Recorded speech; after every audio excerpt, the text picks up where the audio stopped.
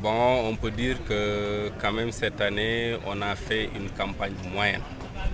Vu les rendements qu'on a donnés aux industriels, qui tournent aux environs de 47 000 tonnes sur un engagement de 75 000 tonnes qu'on avait contractualisé avec les industriels. L'objectif de départ, les 75 000 tonnes, c'était 20 000 tonnes contractualisées avec la SOCAS, 30 000 pour Takamul Food et 25 000 pour Agroline. Mais au décompte final, on se retrouve avec 47 000 tonnes de tomates fraîches.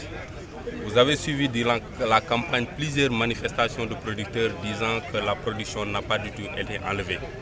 Il y a eu des pertes allant au-delà de 35%, ce qui n'est pas du tout encourageant pour un producteur qui devrait en fin de campagne peut-être se retrouver avec dans sa caisse 1 500 000 à 2 millions par hectare et que finalement, au décompte final, il se retrouve même avec des crédits au niveau de la CNCAS. Par hectare, ça tourne aux environs de 800 000. Si par exemple vous parvenez à livrer 40 ou 50 tonnes, après le remboursement du crédit, certainement vous allez vous retrouver avec 1 500 000 ou même plus. Mais cette année quand même, il faut reconnaître qu'il y a eu énormément de problèmes, surtout du côté des deux industriels, que sont Takamul Food et Agroline, qui n'ont pas du tout respecté leurs engagements. Comme je l'ai dit tout à l'heure, Takamul n'a finalement enlevé que 10 578 tonnes sur les 30 000 contractualisées.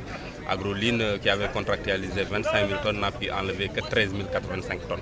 Ce qui n'est pas le cas de la SOCAS quand même, qui non seulement a respecté ses engagements d'enlèvement de 20 000 tonnes de tomates fraîches, mais en plus de cela a augmenté 2600 tonnes en plus pour soulager certains producteurs.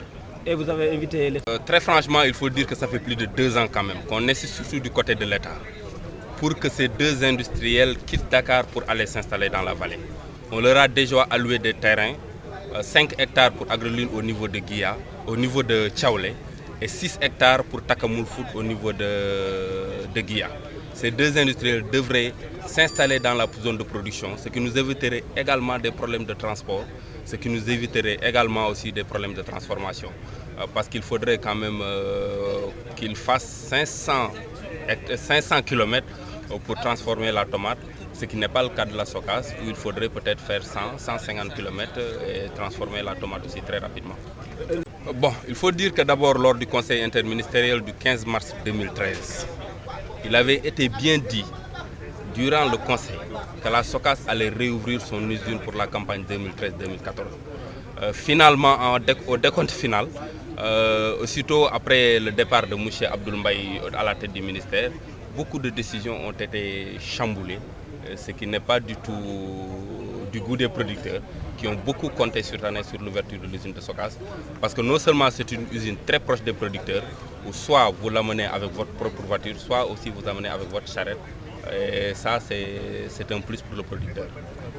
Toujours là. Chaque année, il y a 0,5 francs par kilo vendu qu'on enlève aux producteurs et qu'on enlève à l'industrie et 0,5 francs par kilo acheté qu'on enlève aux producteurs. Ça veut dire que par exemple, si on parvient à faire 75 000 tonnes de tomates fraîches, on peut se retrouver en fin de campagne avec 75 millions. Une partie va servir pour le fonctionnement, l'autre partie sera versée dans le fonds de garantie, logé au niveau de la CNCAS. Ça, c'est chaque année quand même, c'est un état de fait.